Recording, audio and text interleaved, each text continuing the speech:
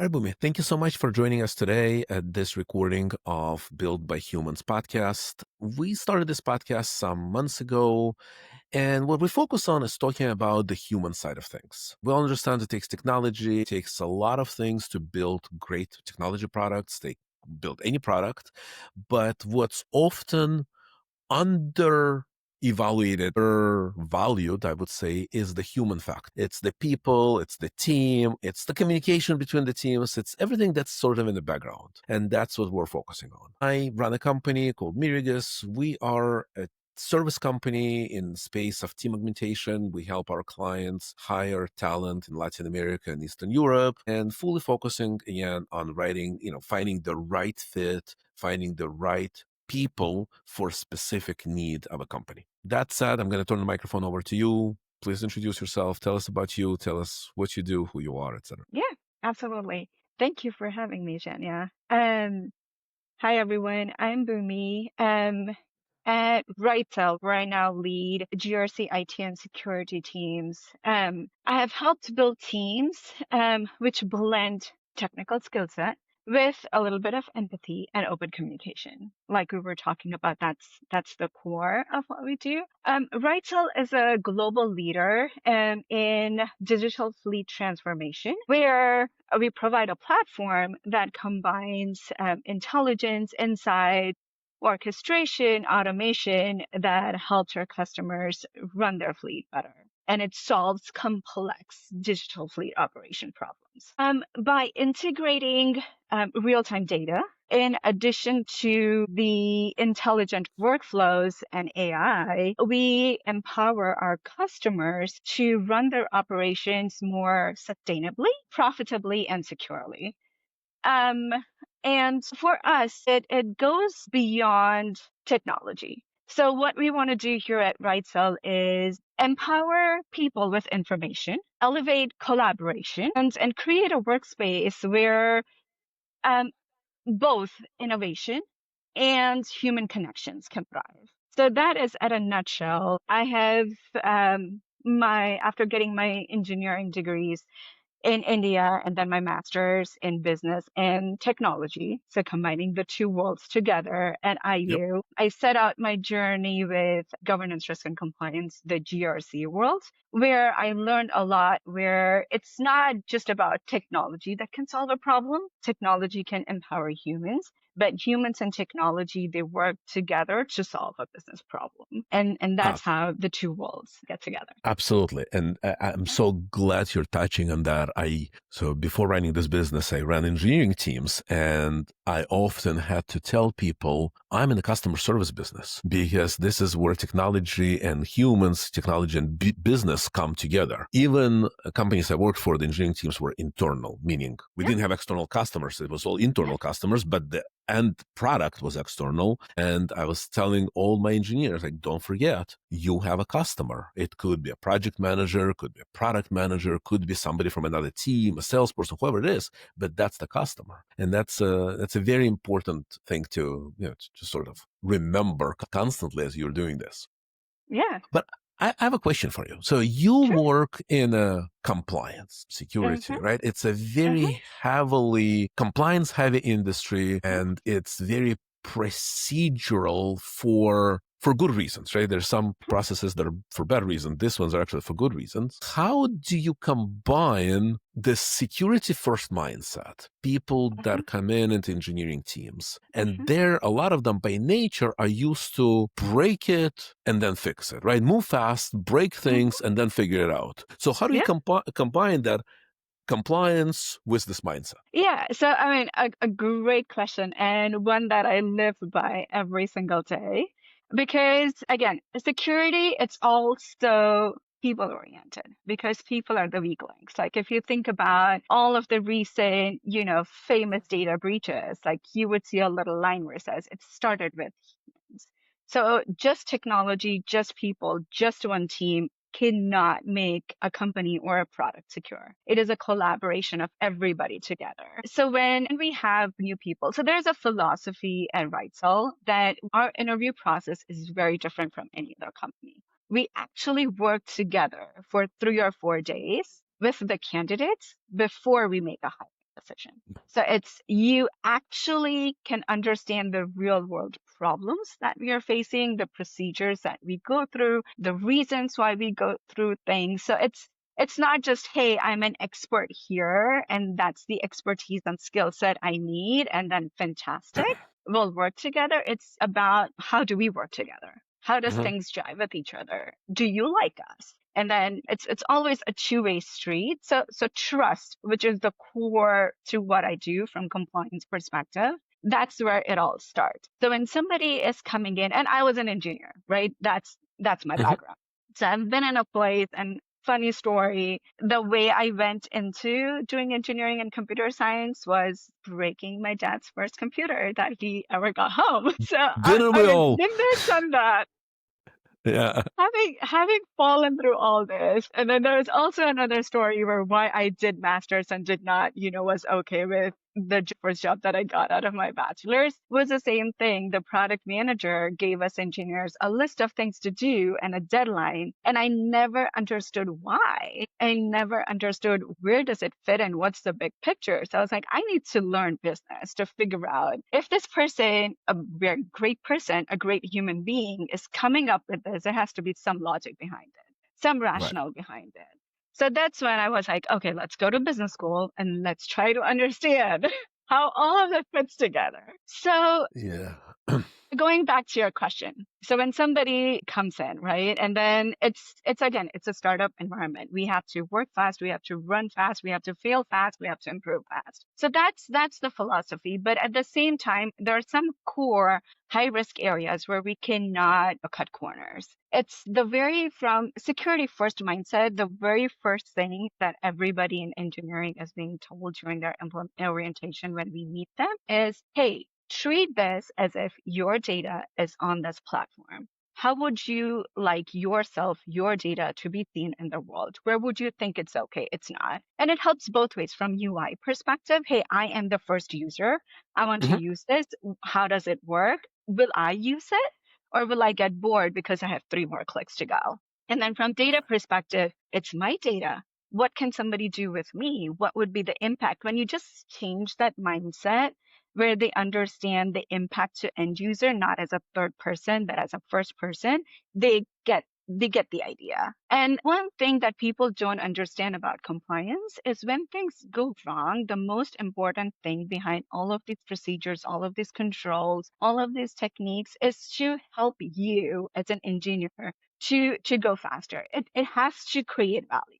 If it's just a check the box exercise, hey, sign here, but it didn't add any value, I personally don't watch for those controls. It has Right. to add value to the work that you're doing. If you're testing and it's a control that, hey, it has to be tested rigorously, Right. then you're not getting your pager duty calls as often if you did not do that test. Mhm. So it Mhm. has to add some value to the operations. And that's how, like, having building this environment, this awareness, bringing everything together, that's how people understand. And then it sits in their mind that, hey, this is how we should approach things. Right. Question. Do you, and this is because obviously business we're in, but I'm very curious.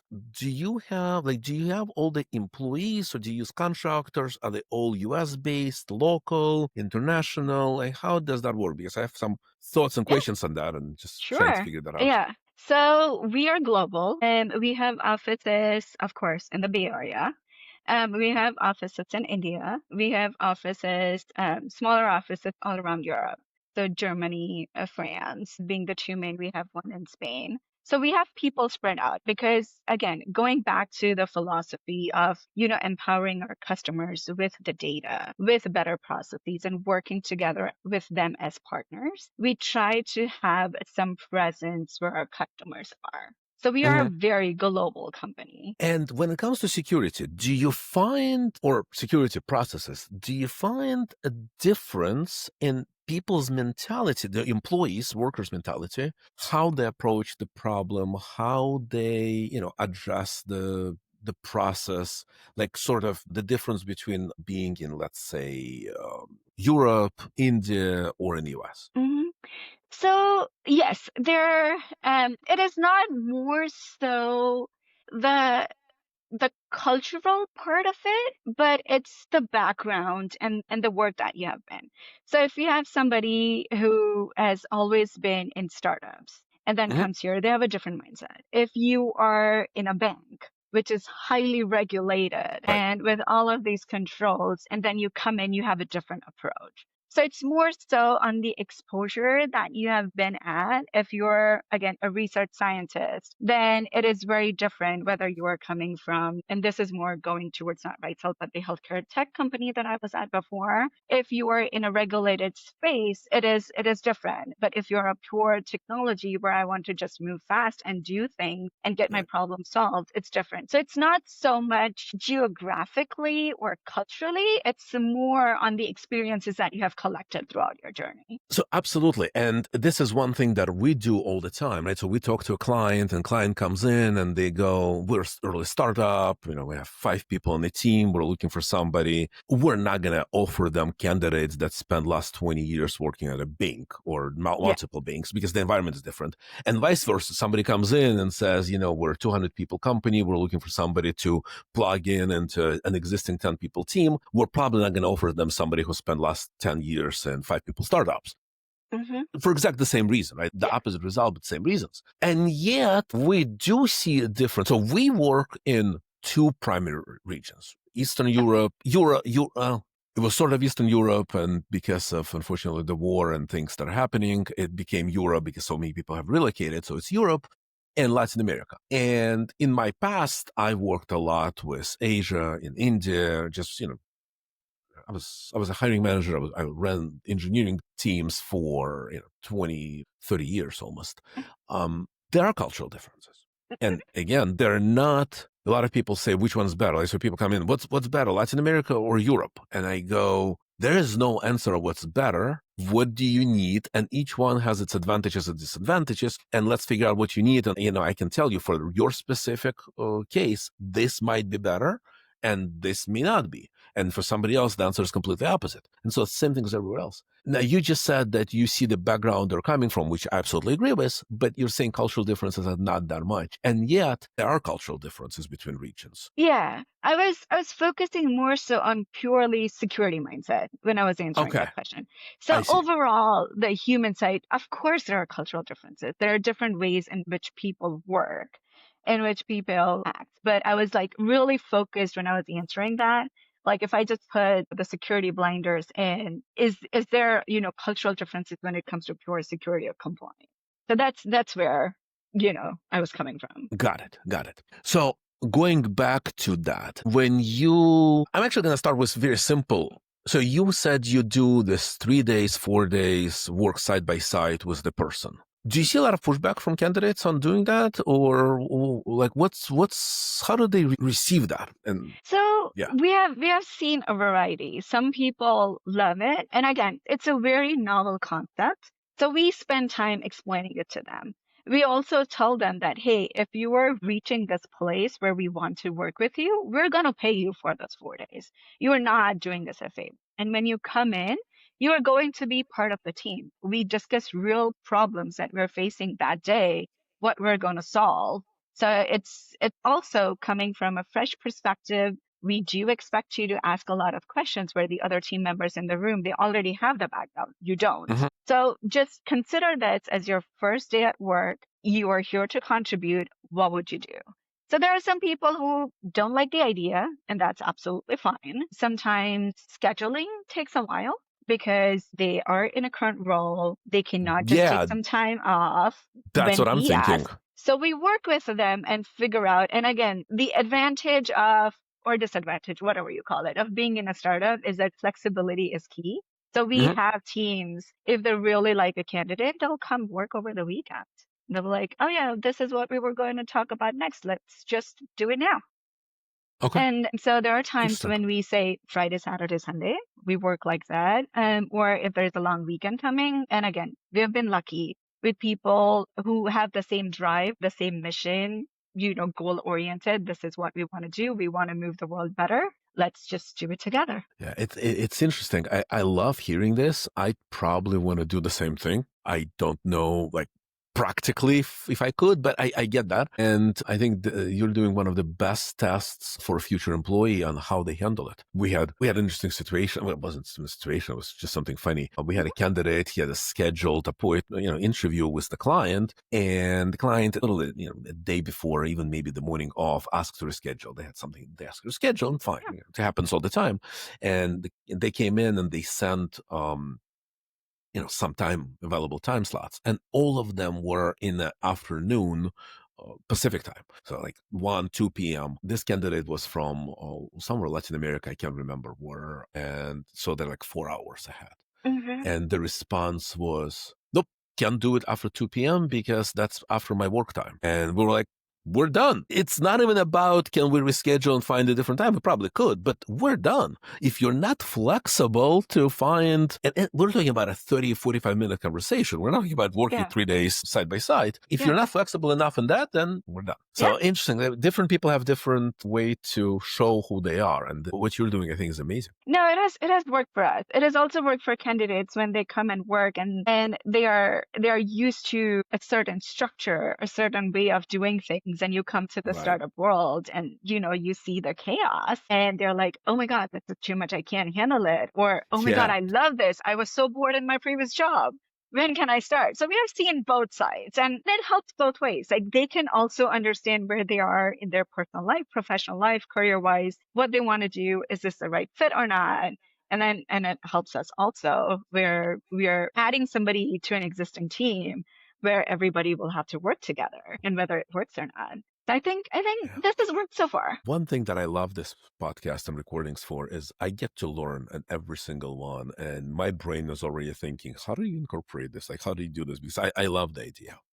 Yeah, But cute. I want to sort of ask, and we're coming to the end of the time we have, and security, right? Everybody's worried about that. And today we live in a world where you sort of expect that you'll get hacked. Yeah, yeah. Last year, just about a year ago, my bank got hacked to the point where we don't know details, but I pretty much know what happened, and we can all guess what happened. None of us had access to the bank, to funds, to anything for about 2 weeks. Well, Can you imagine, right? You've got your money in the bank and you can't access your funds for 2 weeks. yeah. Not a fun times, but that's a reality. So my question, since you're an expert in this, you live that world. Everybody talks about secure by design, right? Where we are talking about how this is number one and everything. Do you think it's real? Do you think it's coming? And in the AI world, where AI is on both sides, Hmm. the bad actors, the good actors, it's all there. Where do you think we're going? Where do you think we're gonna end up? So yeah. So in my perspective, it's a balance. Like you cannot build a fort where you cannot trade, right? You can have a Hmm. fancy fort and there's no way to go in or go out. You're completely secure. But then there's no trade happening. So when you Right. have to do that, you have to create a balance. And that's where the risk-based approach comes in. And again, it's like whenever you are designing something, I use this metaphor of an onion. You have to have different layers. You can have a core, but you need multiple layers. And then in today's day and world, you're absolutely right. It's not about if you're going to have an incident. It's like when you're going to have an incident. Hmm. So you try to build all the controls, all the layers of the onions as well as you can, but you also have to be prepared for when something happens. How are you going to manage it? How are you going to tackle it? What all things do you have at your disposal at that time? Have you done this exercise of simulating where, hey, something happened. What do we do now? Are your Right. people scrambling to figure out what is the next step do I take? Or they know, okay, let's do these 5 things, then these 10 things, and the 15 things, something will click. So the time frame from days to weeks to months, it all depends on a little bit of preparedness. Right. So you have to Yeah. be prepared that it's going to happen. You cannot say, hey, I've built a perfect fort. Nothing's going to happen. If you don't want to do business, great. Nothing's going to happen. But Right. if you want to have the doors and windows, something's going to happen at some point in time. Absolutely. Yeah, I can tell you, I'm old enough where my life started on paper, right? Before computers, literally, everything was on paper. And today I have friends that make fun of me, but I have 2 hard drives that Okay. are, USB hard drives. They're completely offline. And every so often, I'll go and back up everything from my personal data and company data.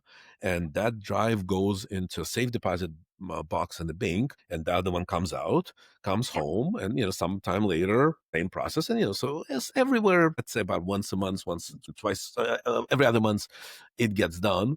And then to make even more fun of me, all the critical financial data, I have papers printed out with, like bank accounts and stuff, and it's sitting in a safe, and just it's paper. I can Yeah. go look up and go, this is my account number. I know what it is. So Yeah, yeah, no, that's it's all those different things where everything works together at the end of the day, and you know exactly what to do when to do. right. That preparedness definitely helps. Well, thank you so much. This was an incredibly interesting conversation, very different from a lot of conversations I have because, Okay. it's a different space. Thank you. Yeah, thank you for having me. Really appreciate it. I All enjoyed right. the conversation too, and I like how impromptu it is. We try.